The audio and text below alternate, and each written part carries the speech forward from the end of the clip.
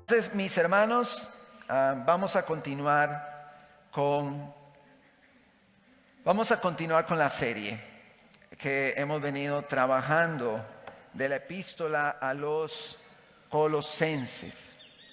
El día de hoy, el sermón se ha titulado Reconciliados, basado en los versículos del 18 al 23 del primer capítulo de la epístola a los Colosenses. Hermano, una idea muy importante que es necesario que usted mantenga, que tenga bien clarita, es que es relevante, va a marcar una diferencia si usted en su casa estudia constantemente la carta, si la está leyendo, si le está haciendo preguntas al texto.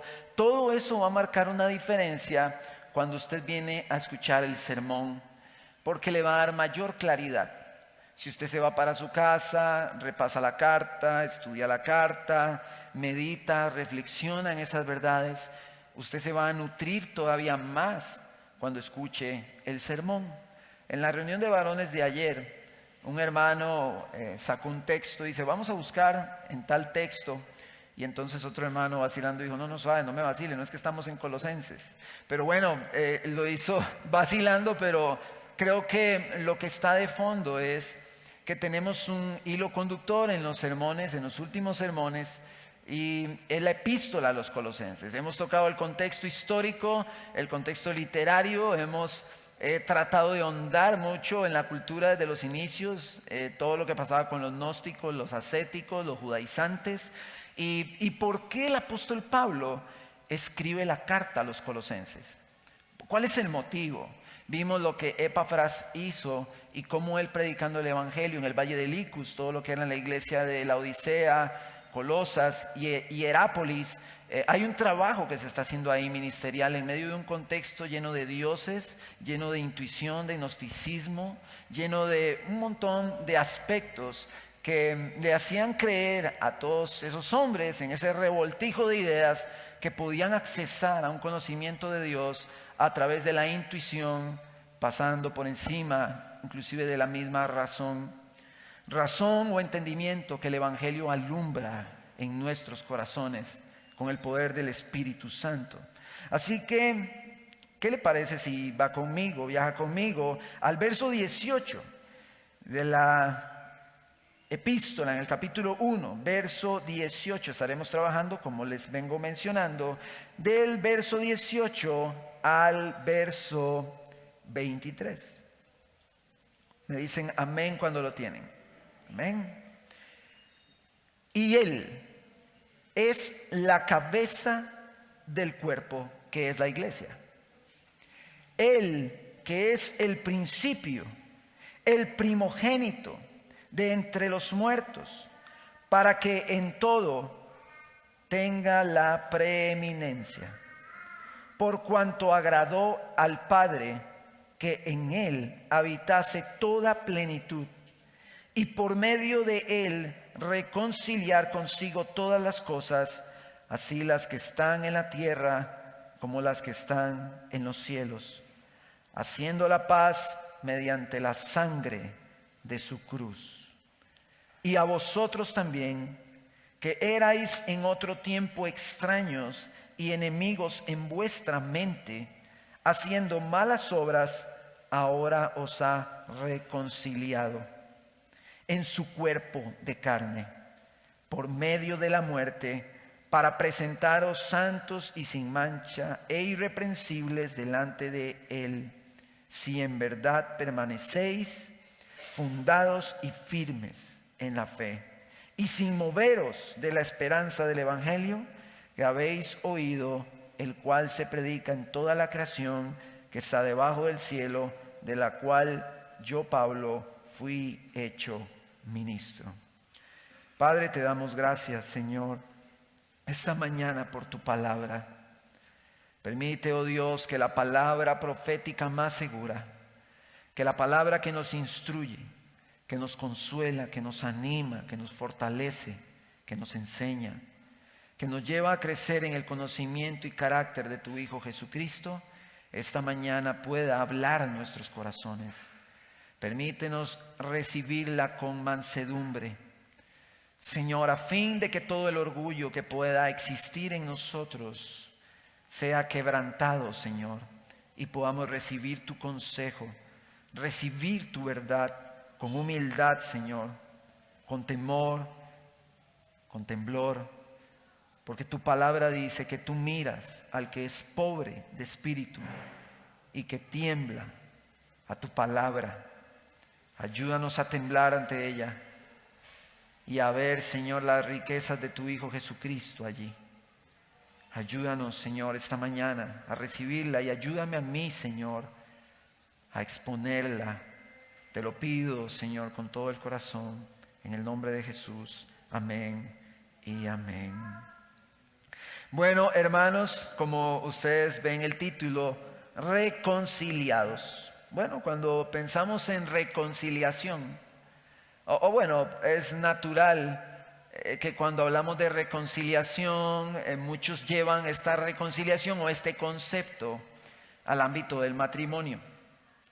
Y yo he escuchado frases, es que lo mejor es la reconciliación. Es más, algunos hasta quieren pelear para luego reconciliarse.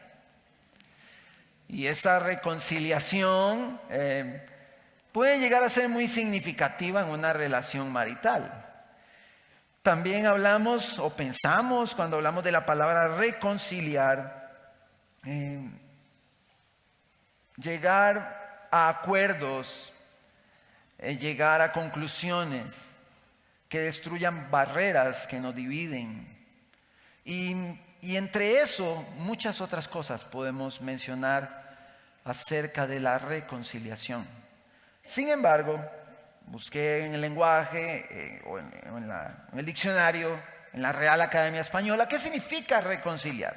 ¿Qué es reconciliar? Y bueno, dice en la Real Academia Española, dice volver a las amistades o atraer y acordar los ánimos desunidos. Nos encontramos, hermanos, como vimos la semana anterior, en el inicio del desarrollo de la carta.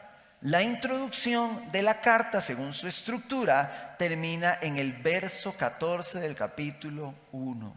Pastor, pero ¿por qué usted sale con eso de la estructura y que el orden y la introducción? Porque nuestra responsabilidad es ir al texto, es buscar en el texto, encontrar en el texto las verdades de nuestro Señor Jesucristo, y debemos ver el texto como una mina y buscar allí el oro y todas las riquezas que me revelan a Jesús. Entonces, si nosotros estructuramos la carta y nos esforzamos por ver el orden con el que el apóstol Pablo está escribiendo, nosotros, vemos que terminamos la conclusión en el verso 14. En el verso 13 comienza algo maravilloso respecto a la obra que Él hizo en nosotros al final de esta introducción. Y usted lo ve conmigo ahí en el verso 13. Dice que el cual nos ha librado, el Dios y Padre nos ha librado de la potestad de las tinieblas y nos ha trasladado al reino de su amado Hijo, en quien tenemos redención por su sangre, el perdón de pecados. Todo esto lo vimos en los sermones anteriores. Ya esto está visto, lo explicamos. En el sermón anterior desarrollamos del verso 15 al verso 17 y vimos la preeminencia de Cristo, vimos quién es Cristo y vimos que Él es el creador de todas las cosas y que en Él todas las cosas se sostienen, se mantienen en armonía por Él. Eso lo vimos en el sermón anterior. Entonces, cuando nosotros vimos toda esta figura de Cristo en el sermón anterior, quedó como un sinsabor. Porque, ¿cuáles fueron las aplicaciones? ¿Cuáles son las implicaciones en nosotros de todo lo que vimos en el sermón anterior? Y nos enfocamos en estos versos para poder darle el lugar a nuestro Señor Jesucristo, pero cuando nosotros terminamos de escuchar el sermón anterior, decimos, pero ok, ¿y qué implicación tiene esto exactamente para conmigo? Pero hoy continuamos desde el verso 18 hasta el 23, después de haber desarrollado la caracterización inicial que hace el apóstol Pablo al inicio del desarrollo de la carta, describiendo a ese rey. El Señor Dios Padre nos ha pasado al reino de su amado Hijo, y en los siguientes versos Él describe quién es ese rey, del reino al que usted y yo hoy pertenecemos. Entonces, partiendo de esta descripción que el apóstol Pablo hace, mis amados hermanos, nosotros nos preguntamos ahora, ¿cuáles son las implicaciones? Algunos eruditos, estudiosos, dividen esta exaltación a Cristo del verso 15 al 20 en dos extractos. Del verso 15 al verso 17 habla del reino de la naturaleza, y del verso 18 al verso 20 está hablando del reino espiritual. Todo esto lo estaremos desarrollando un poquito en el sermón. ¿Cuáles son las implicaciones de toda la exaltación que vemos de Cristo en el verso 15, que dice: la imagen del Dios invisible, el primogénito de toda la creación, porque en Él fueron creadas todas las cosas, las que hay en los cielos y las que hay en la tierra, visibles e invisibles, sean tronos, sean dominios, sean principados, sean potestades, todo fue creado por medio de Él y para Él. Y Él es antes de todas las cosas, y todas las cosas en Él subsisten. Y continúa el texto, y aquí es donde venimos el día de hoy. Y Él es la cabeza del cuerpo, que es la iglesia, el que es el principio, el primogénito de entre los muertos, para que en todo tenga la preeminencia.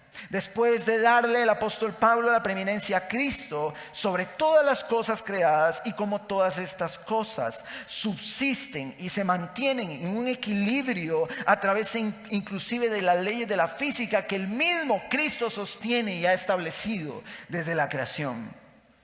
Después de hablar de la creación y de todas estas cosas majestuosas que hablamos la semana anterior, menciona a la iglesia. Toda esta creación es una cosa, pero Él dejó a la iglesia como aparte. Tenemos todas las cosas creadas, y Él es el Señor de todas las cosas, y Él sostiene todas las cosas, y la iglesia aparte. Entonces tenemos que prestarle atención a esto, porque todos aquellos, cuando hablamos de la iglesia, todos aquellos que somos la iglesia, que creemos que Jesús es el Cristo, según los versos 13 y 14, hoy pertenecemos a un reino, al reino del amado Hijo. El papel de la iglesia y su lugar deben reflejar la gloria del Hijo. ¿A qué voy con esto? Nosotros vimos en el sermón anterior que la creación es el espectáculo mismo donde Dios se revela al hombre. Vemos a través de la creación la gloria de Dios. Los cielos cuentan la gloria de Dios, y el firmamento anuncia la obra de sus manos. Dios mismo se da a conocer al hombre por medio de las cosas hechas. Pero resulta que después menciona a la iglesia. Todas estas cosas hechas se las menciona, y luego menciona a la iglesia. Cuando hablamos de todas estas cosas hechas, de toda la creación, de todo lo que hay, en la teología eso se le llama la revelación general. Todo hombre tiene acceso a esa revelación. Todo hombre puede ver la creación, todo hombre puede ver lo que Dios ha hecho. Dice la palabra que Dios se reveló a ellos por medio de las cosas hechas, pero ellos no quisieron darle la gloria a Dios. En Romanos capítulo 1, esa es la revelación general. Pero hay otra revelación la revelación especial. La revelación que viene a través del Evangelio, a través de la palabra que han recibido todos aquellos que han creído en Cristo por pura gracia, por pura misericordia, a través de la obra del Espíritu Santo. Entonces, ahora, hermanos, Cristo, el Hijo, el Rey, es la cabeza de la iglesia que ha recibido esta revelación especial, la cual también debe reflejar la gloria del Hijo. La iglesia como cuerpo, en esta analogía del cuerpo donde Cristo es la cabeza, la iglesia debe reflejar la gloria de Dios viviendo como cuerpo. Viviendo como un cuerpo, siendo los miembros los unos de los otros. Y aquel que es la cabeza, Cristo mismo, es el que sostiene a la iglesia. Es lo que el apóstol Pablo está expresando. Ahora, la iglesia debe reflejar la gloria de Dios. Pero, ¿cómo? Vamos a ver, usted dice, ok, yo soy iglesia. Yo creo que Jesús es el Cristo. ¿Cómo reflejo yo la gloria de Dios? ¿Cómo la reflejamos? Hay un punto de partida a nivel general de la carta que el apóstol Pablo hace en los primeros versos, en la introducción, cuando él está orando. En el verso 9 dice: por lo cual también nosotros, desde el día que lo oímos, no cesamos de orar por vosotros y de pedir que seáis llenos del conocimiento de su voluntad en toda sabiduría e inteligencia espiritual, para que andéis como es digno del Señor, agradándole en todo, llevando fruto en toda buena obra y creciendo en el conocimiento de Dios, fortalecidos con todo poder conforme a la potencia de su gloria, para toda paciencia y longanimidad con gozo, dando gracias al Padre que nos hizo aptos para participar de la herencia de los santos en luz. Ahora, ¿por qué esto es un punto de partida?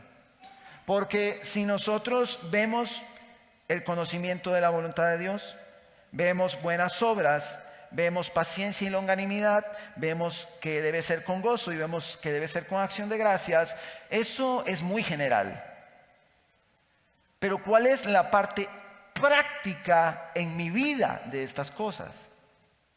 Este es el punto de partida del apóstol Pablo para llevar a la iglesia a ver a Cristo, y que después de que la iglesia vea a Cristo pueda reflejar la gloria de Dios a través de sus conductas. ¿Dónde se encuentran esas conductas? Este es el punto de partida del apóstol Pablo. Pero si usted está estudiando la carta en su casa, usted se dará cuenta que todas las conductas prácticas de este punto de partida del apóstol Pablo se encuentran después del capítulo 3.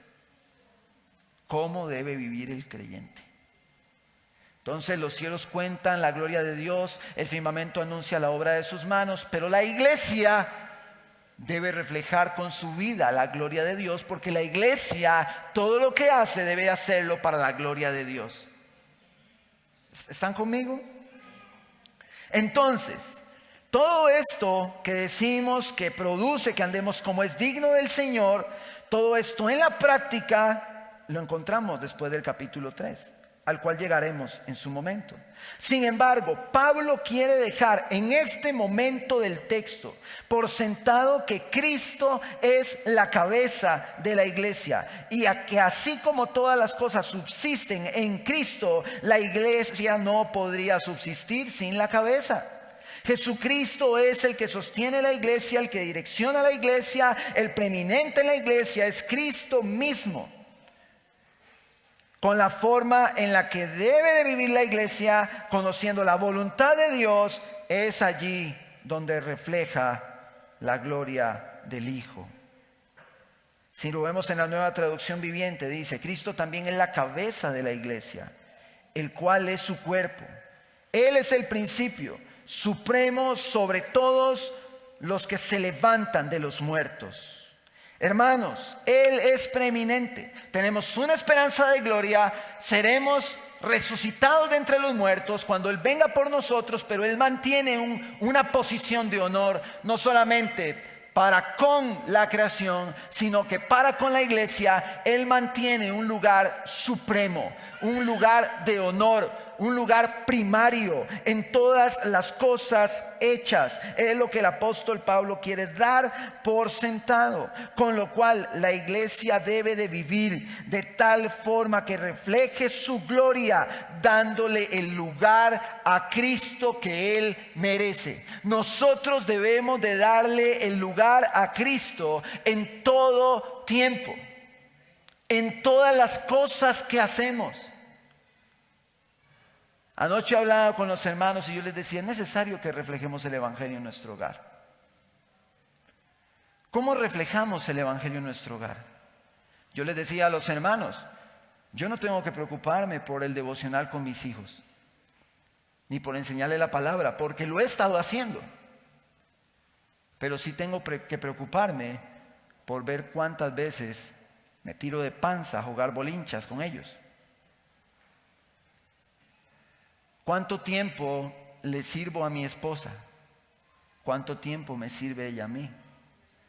¿En qué le sirvo yo a mi esposa? ¿En qué me sirve ella a mí? Una dinámica que tuvieron en la reunión de matrimonios y que censando entre diferentes hermanos, las respuestas me dejaron bastante preocupado. Yo puedo decirle a mis hijos el texto y hablarles del texto y explicarles el texto, pero va a ser mi vida, la forma en la que yo me desenvuelva con ellos, lo que va a reflejar el texto. Yo puedo hablar lindo con ellos, yo puedo hablar lindo con ustedes, pero al fin de cuentas, mi vida es la que debe reflejar el evangelio. No es saberse este texto y decírselo a mis hijos y decírselo a mi esposa. Es tomar este texto, convertirlo en una aplicación y llevarlo a mi vida diaria. Diario. Y les di el ejemplo, y hago este paréntesis para hablar un poquito de cómo el evangelio influye en la vida del creyente para que pueda darle gloria a Dios. Una vez mencioné, y se los comentaba a los hermanos ayer, yo mencioné en la carpa allá en San Sebastián, y dije que mi esposa se levanta a la hora que sea a hacerme comida. Y yo le he dicho, amor, pero tranquila, no, yo voy, y ella lo hace. Si yo tengo hambre a las 2 de la mañana, ella va y hace un sándwich. Y cualquiera podría pensar que yo soy un machista subyugador, pero no es así. Y entonces de pronto otros hermanos pueden pensar y decir, wow, quién sabe cómo la trata David para que ella haga eso. Pero la manifestación del evangelio en nosotros no está sujeta a las características que tengan mis hermanos, mi familia, mi esposa y mis hijos. En la motivación y el motor que hace que nosotros vivamos de esa forma es el evangelio. La iglesia debe darle la gloria a Dios, pero primero en su casa. No es que el esposo tiene un deleite en la esposa porque la esposa tiene un cuerpo monumental. No, hermano, eso es demasiado superficial y carnal. El esposo se deleita en su esposa porque su motivación es el evangelio. Y él sabe que la esposa comprensiva la da Dios, que la ayuda idónea la da Dios. La esposa no se deleita en el esposo a base de los defectos que tenga. Porque si una esposa, para deleitarse en su esposo, dependiese de los defectos que tenga, probablemente nunca se deleitarían en nosotros. Es el evangelio lo que nos lleva a hacer esto. Mi accionar en el evangelio para con mi hermano Mario no está sujeto a si me cae bien, si es tuanis. Mi accionar para con el hermano Mario es así por el evangelio. Entonces nosotros debemos decir, ok, yo vivo dándole la gloria a Dios. Si usted es esposo, yo le pregunto, ¿cuánto le sirve a su esposa?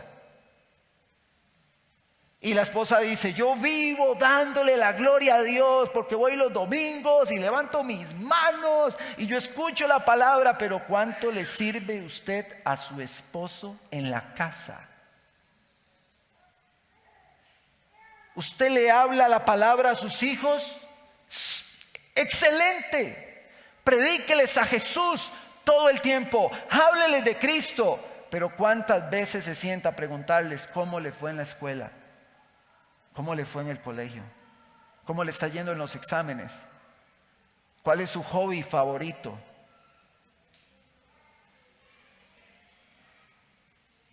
¿Qué es lo que más le gusta comer a nuestros hijos?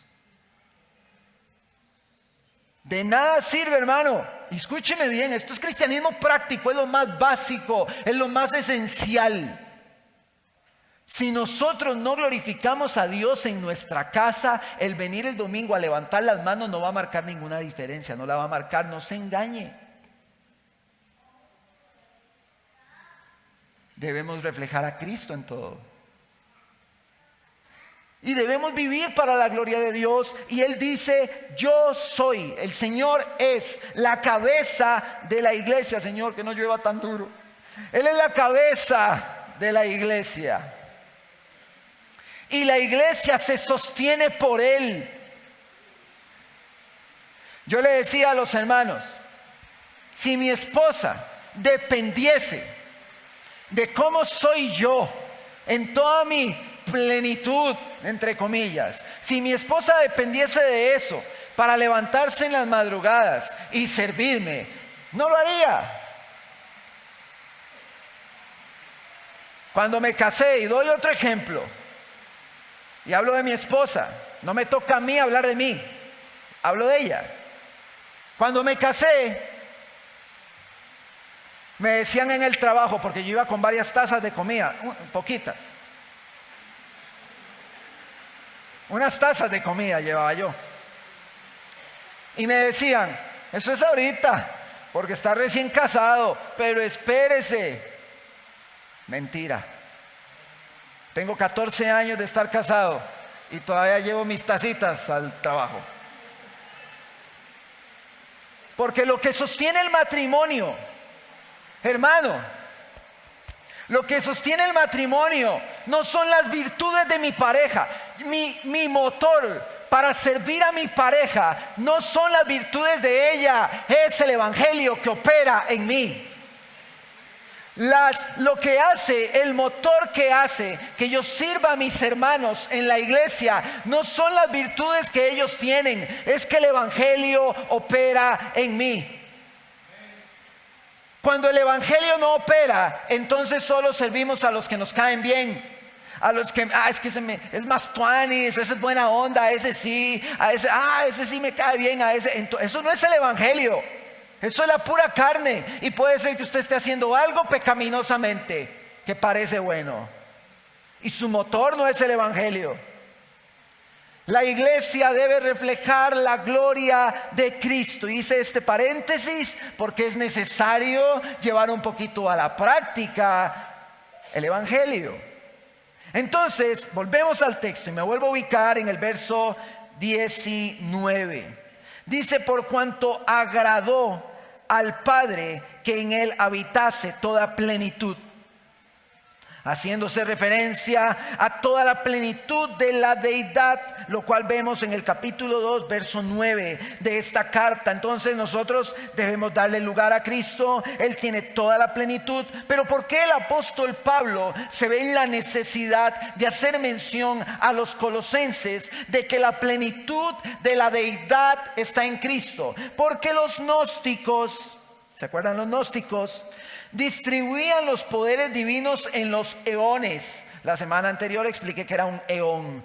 Distribuían los poderes divinos en los eones. Entonces los gnósticos decían: este eón me trae a mí sabiduría, este eón me trae a mí un poder de conocimiento de lo que está ya más oculto, este eón me da fuerzas en mis emociones, y todo este montón de cosas los gnósticos la practicaban. Pero Pablo encierra, mis amados hermanos, todos los poderes y atributos divinos en Cristo.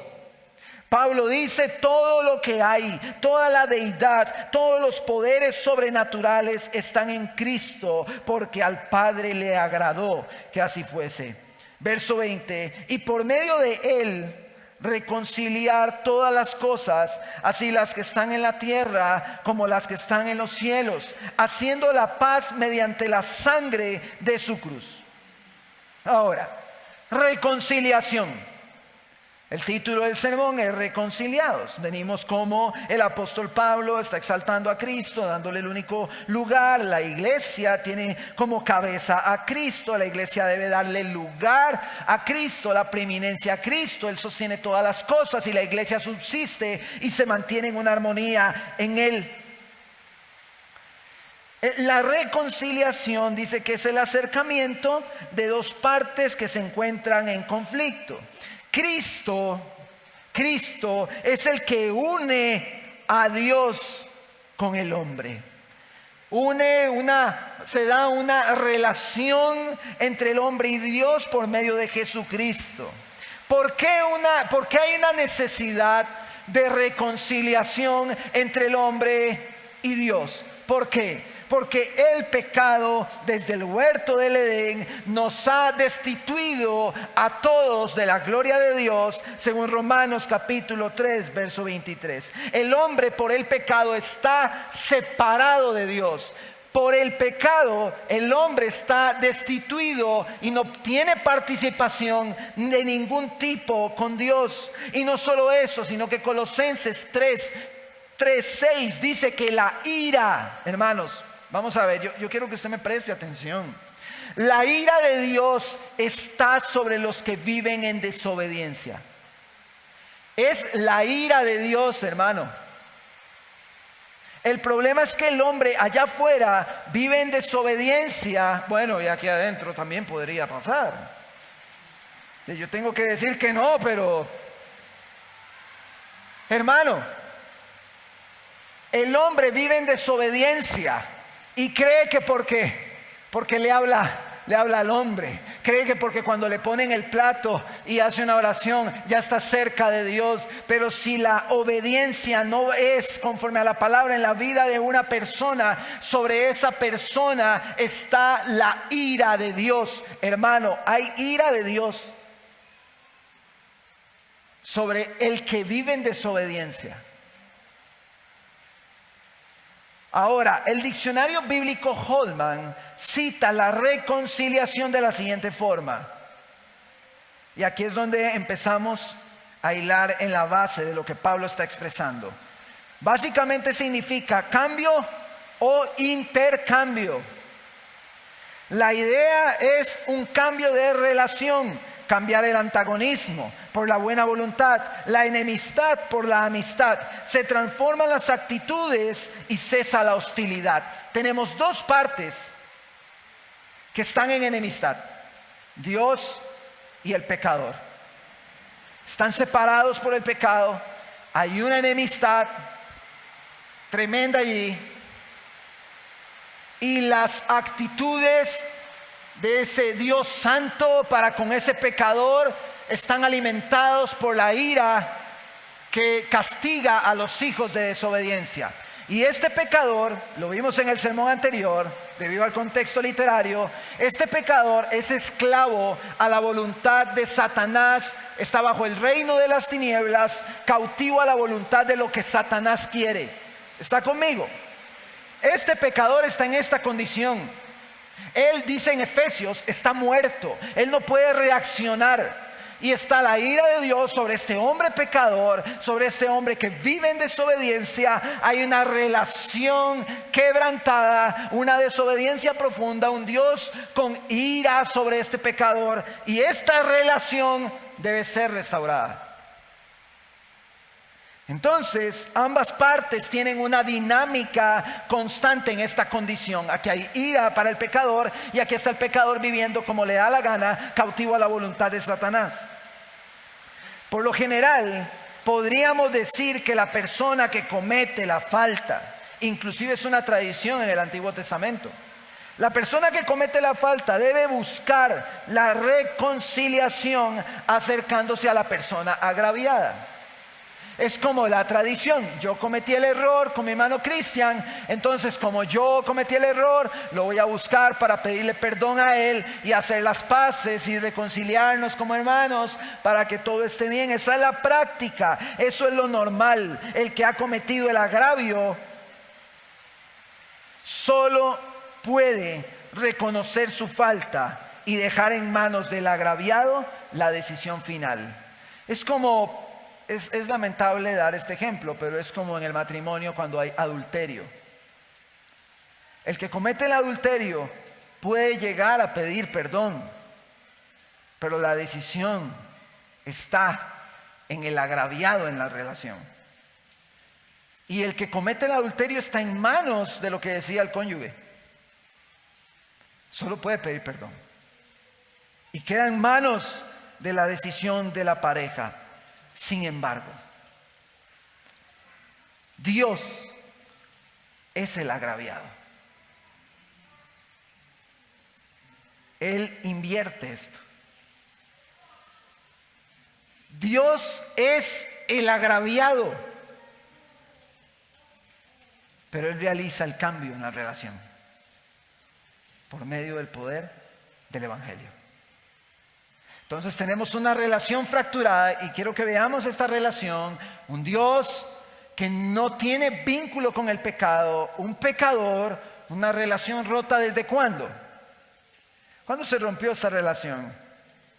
En el Edén. Esa relación se rompe. Pero Dios cambia esta relación. No lo busque y se lo leo, 2 Corintios 5, verso 17 al 19.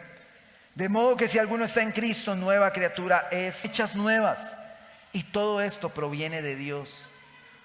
¿De quién proviene? De Dios, quien nos reconcilió consigo mismo y nos dio el ministerio de la reconciliación. Que Dios estaba en Cristo reconciliando al mundo, no tomándoles en cuenta a los hombres sus pecados, y nos encargó a nosotros la palabra de la reconciliación, dice el apóstol Pablo. Dios ha cambiado nuestra condición. Dios transforma al hombre a través del poder del Evangelio. Dios lo transforma, y esta distancia entre este Dios santo y esta ira y este pecador que está lejos de Él, esta distancia se suprime. Se acaba la distancia. Y la ira de Dios ya no está sobre este pecador. Este pecador recibió misericordia, pero como Dios es un juez justo, esta ira tuvo que haber caído sobre el pecado que este hombre hizo, pero Dios no permitió por su gracia que cayese la ira sobre este pecador, sino que cayó en la cruz. Y toda la ira que tenía que caer sobre nosotros cayó en la cruz, en su Hijo Jesucristo, en su Hijo amado.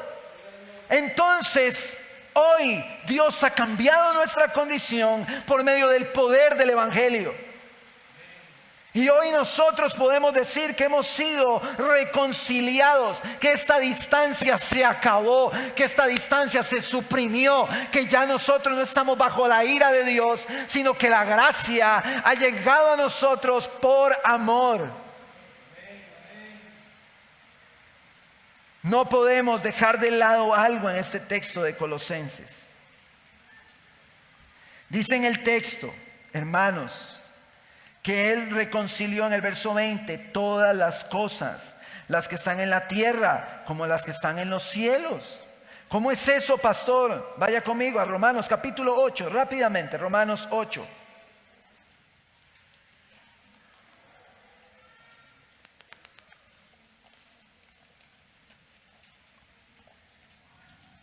Me dice amén cuando lo tiene. Verso 19 dice: porque el anhelo ardiente de la creación es el aguardar la manifestación de los hijos de Dios, porque la creación fue sujetada a vanidad, no por su propia voluntad, sino por causa de aquel que la sujetó en esperanza, porque también la creación misma será libertada de la esclavitud de la corrupción a la libertad gloriosa de los hijos de Dios, porque sabemos que toda la creación gime a una y aún está con dolores de parto hasta ahora, y no solo ella, sino que también nosotros mismos, que tenemos las primicias del Espíritu, nosotros también gemimos dentro de nosotros mismos, esperando la adopción, la redención de nuestro cuerpo. ¿Por qué la tierra se sujetó a vanidad? ¿A qué se refiere que la tierra debe ser libertada? ¿A qué se refiere esto? Génesis capítulo 3, no lo busque, yo se lo leo. Verso 17. Entonces el Señor dijo a Adán, todos conocemos esta historia del pecado. El Señor dijo a Adán: por cuanto has escuchado la voz de tu mujer y has comido del árbol del cual te ordené diciendo, no comerás de él, maldita será la tierra por tu causa. No era el orden inicial que la creación misma se viese afectada por el pecado, pero la creación cayó en maldición. Hermanos, la creación cayó en maldición y se ve afectada por el pecado del hombre. La tierra, creada como parte del propósito de Dios, no cumple su propósito original, sino que está sometida a la corrupción que la corroe. Es cierto que la naturaleza revela quién es Dios, pero la naturaleza ha sido corrompida por el pecado del hombre. Y la naturaleza gime esperando el día de la redención, como se supone nosotros también. Verso 21. Y vosotros también, que erais en otro tiempo extraños y enemigos en vuestra mente, haciendo malas obras, ahora os ha reconciliado. ¿En qué momento nos reconcilió el Señor? Cuando estábamos como enemigos en nuestra mente y cuando estábamos haciendo malas obras. Lo cual nos dice que nosotros por obras no podemos ser salvos. Cualquiera, dice Santiago 4:4, que es amigo del mundo es enemigo de Dios. Aquí había una enemistad entre Dios y el hombre. Y el hombre estaba haciendo malas obras y era un enemigo de Dios en su mente. Y así, estando en esa condición, Dios lo reconcilió. ¿Qué principio es ese? ¿Por qué Dios hace eso? Si usted busca y vemos la condición de la mentalidad del hombre desde Génesis capítulo 6. Dice que el Señor dijo, y Jehová vio la maldad que había en los hombres. Era mucha esta maldad, y que todo designio de los pensamientos del corazón de ellos era continuo solamente el mal. Ellos solo piensan en el mal. El hombre solo piensa el mal. No, ese pastor está equivocado. Yo no soy tan malo. No. ¿Ha envidiado usted alguna vez? ¿Ha deseado a la mujer de su prójimo? ¿Ha codiciado? ¿Ha tenido celos? ¿Tiene ídolos? ¿Ve cómo nos damos cuenta de que el hombre solamente piensa el mal? El hombre naturalmente solo el mal piensa. Solo lo malo. Éramos esclavos, cautivos a la voluntad de Satanás, pero Él, estando en esa condición, nos ha reconciliado. Cuando éramos enemigos y haciendo lo que era malo, no fue por nuestras obras, hermanos, ni porque fuéramos especiales. Es que no es porque somos especiales, ¿Y usted dónde saca eso, pastor? No lo busque y se lo leo, Deuteronomio 7:6. Cuando Dios escoge a su pueblo Israel, Él le dice: porque tú eres pueblo santo para Jehová tu Dios. Jehová tu Dios te ha escogido para hacerle un pueblo especial, más que todos los pueblos que están sobre la tierra. Hermano, ¿está conmigo? No por ser vosotros más que todos los pueblos os ha querido Jehová y os ha escogido, pues vosotros erais el más insignificante de todos los pueblos, sino por cuanto Jehová os amó. Él nos escogió por amor. Y a través de esto Él se da a conocer. Lo podemos conocer por esto. En esto conocemos el amor de Dios, en que Él entregó su vida por nosotros en la cruz del Calvario por medio de su Hijo Jesucristo. Es por amor, hermano, no somos especiales. No tenemos buenas obras. Nosotros con lo que hacemos no ganamos puntitos para con Dios, ni para alcanzar nuestra salvación. No alcanzamos nuestra salvación por obras. Eso es una herejía. Eso es lo que cree el mundo. El mundo cree que dándole al que necesita, que tratando bien al papá y a la mamá, que ya está haciendo puntitos con Dios. Eso no es así. Y les voy a decir por qué. Porque si fuera por caridad, si fuera por las obras, hermanos, los impíos, los ateos, los gnósticos realizan trabajos de caridad monumentales, pero su corazón está lejos de Dios. Esto, hermano, no es por obras. La salvación no es por lo que nosotros hagamos, ni siquiera por venir a la reunión de oración, ni a la reunión de estudio, ni al culto del domingo. No es por eso que nos salvamos. Nos salvamos porque la gracia del Señor nos alcanzó por amor, y el Espíritu se manifestó en nosotros y nos llevó con una convicción clara a creer que Jesucristo es el Señor, el Rey de Reyes y Señor de los señores. Por eso somos salvos. Ahora, siendo nosotros hijos de Dios, como consecuencia, vivimos haciendo buenas obras, que es lo que Pablo dice sentando el precedente al inicio de la epístola. Dice en el verso 22: en su cuerpo de carne nos ha reconciliado, en su cuerpo de carne, por medio de la muerte, para presentaros, dice, santos y sin mancha e irreprensibles delante de Él. Por medio, hermanos, vean, por medio de su sacrificio se da un intercambio. Y es la esencia de la reconciliación. El sacrificio produce un intercambio, un cambio en las relaciones mutuas, un cambio en las relaciones que yo tenía distantes con Dios, ahora son cercanas. Dios tenía para mí ira, pero ahora me alcanzó su gracia. Es el intercambio. Las relaciones han cambiado, se ha reconciliado nuestra relación. Mi relación con Dios se reconcilió, y ahora yo vivo para Él, y Él abunda su gracia sobre mí. Hermanos, el intercambio ha producido todo esto para con nosotros, y nosotros somos transformados para tener un accionar diferente en nuestra manera de vivir y para con Él.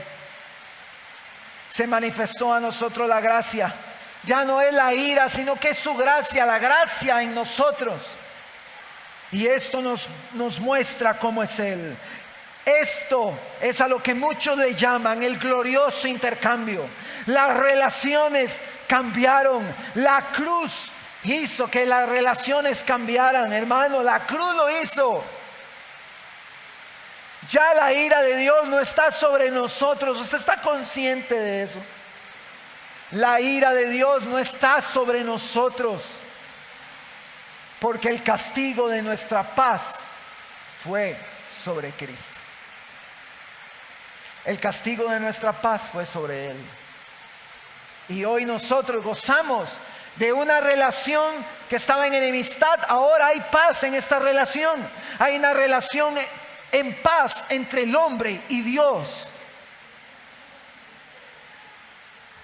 Acá notamos una vez más cómo es Él quien orquesta absolutamente todo.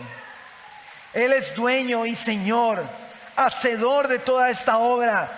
Nosotros somos lo más despreciable.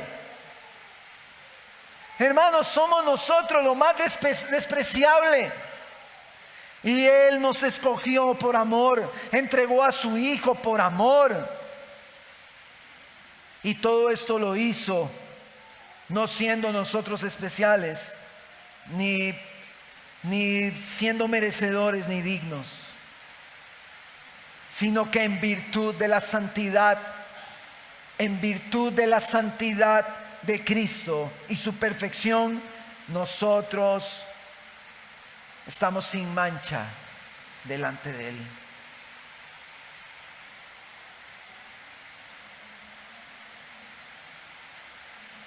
Dios en medio del conflicto, hermanos, Dios en medio de la enemistad hace la paz. Estábamos en enemistad con Él.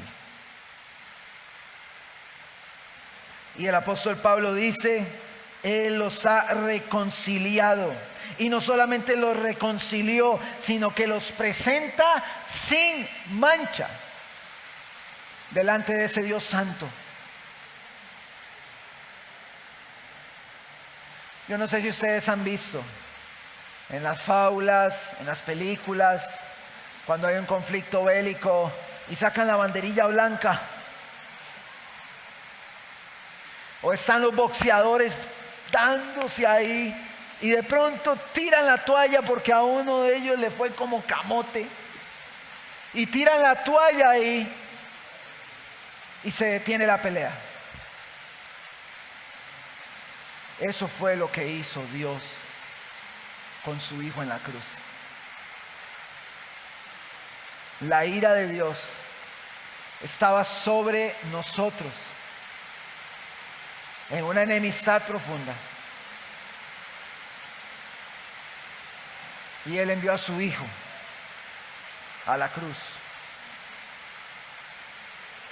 para romper esa enemistad y darnos esperanza.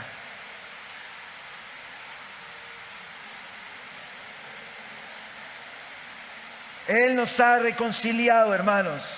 Pero. El texto no termina ahí. Vaya al verso 23. Vaya al verso 23.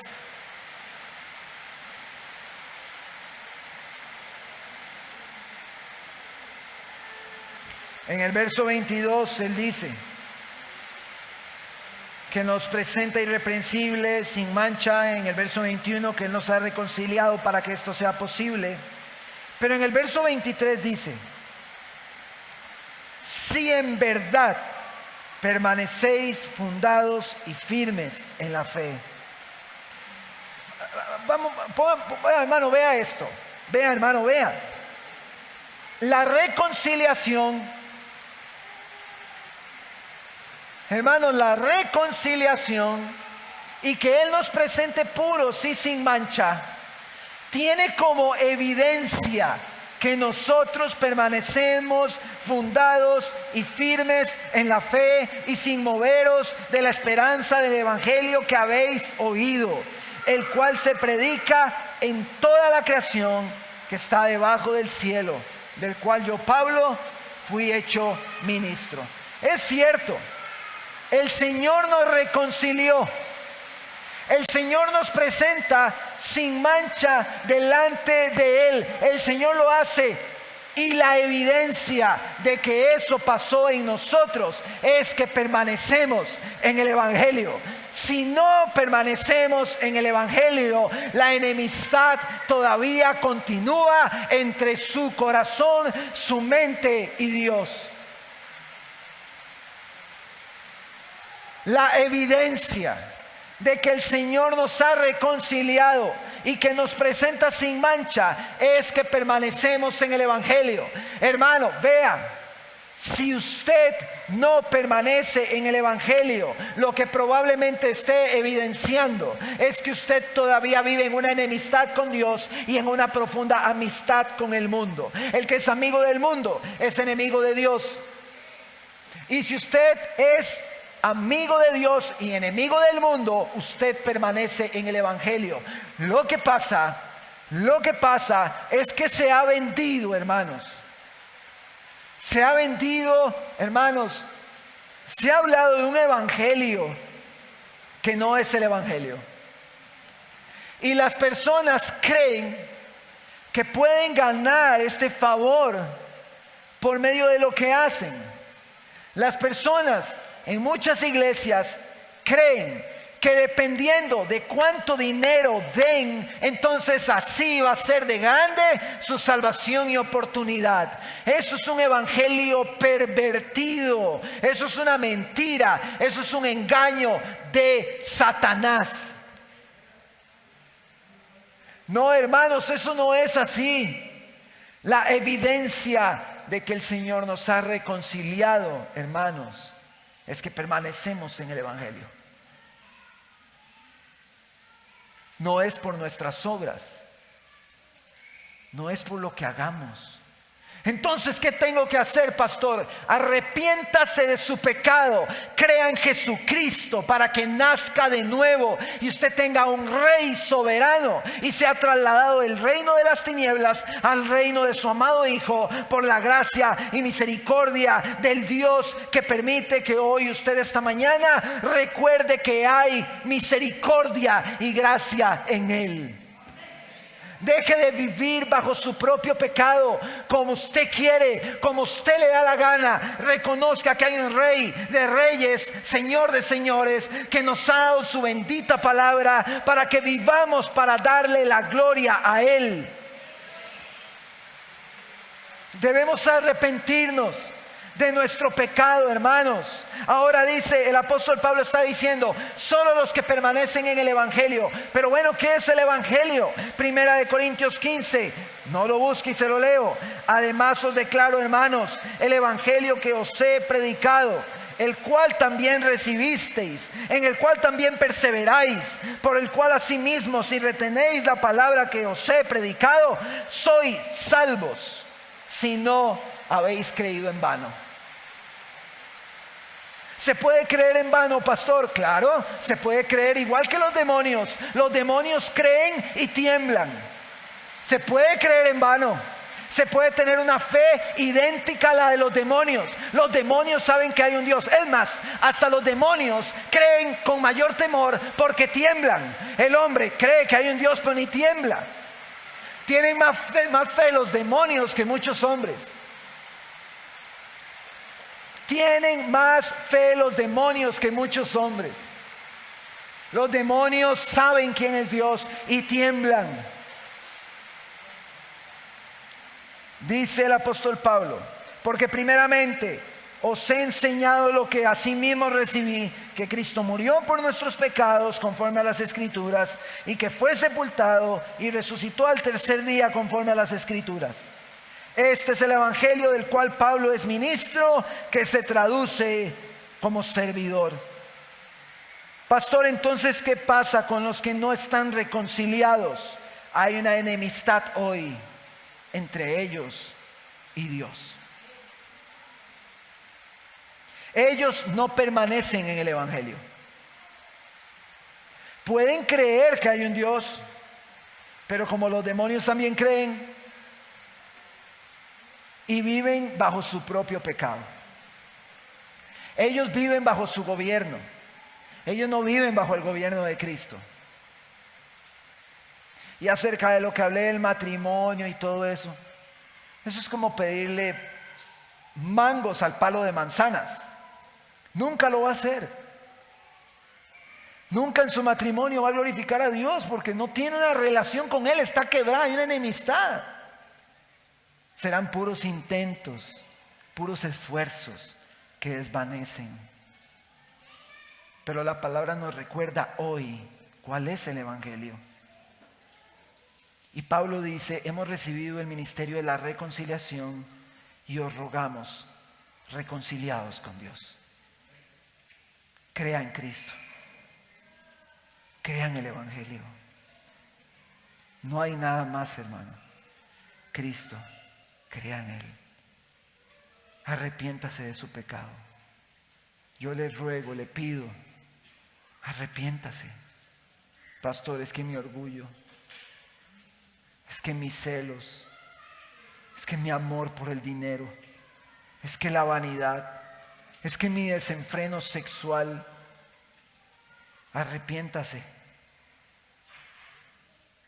y conozca la gracia de Cristo. Yo le decía a los hermanos ayer, la palabra dice, cuando hablamos de los unos a los otros, confesaos las ofensas, los pecados los unos a los otros. Y yo le decía, cuando un hermano viene y confiesa su pecado, yo no puedo humillarlo, yo no puedo poner el pie encima. Yo debo reflejar a Cristo. Y hace poco tuve una experiencia con un miembro de mi familia. Se lo conté a algunos hermanos en un estudio el jueves. Y lloraba por su pecado desconsoladamente.